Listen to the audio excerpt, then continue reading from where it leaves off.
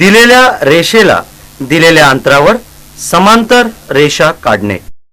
8 centimetre लांबीच्या रेषा AB पासून 4 सेंटीमीटर अंतरावर AB रेषेला समांतर रेषा काढा। 8 सेंटीमीटर लांबीची रेषा काढा। रेषेला A व B असे नाव द्या। त्याच रेषेवर P आणि Q हे बिंदू घ्या। बिंदू P आणि बिंदू Q पासून AB रेषेला कृतीत दर्शवल्याप्रमाणे 2 लंब काढा।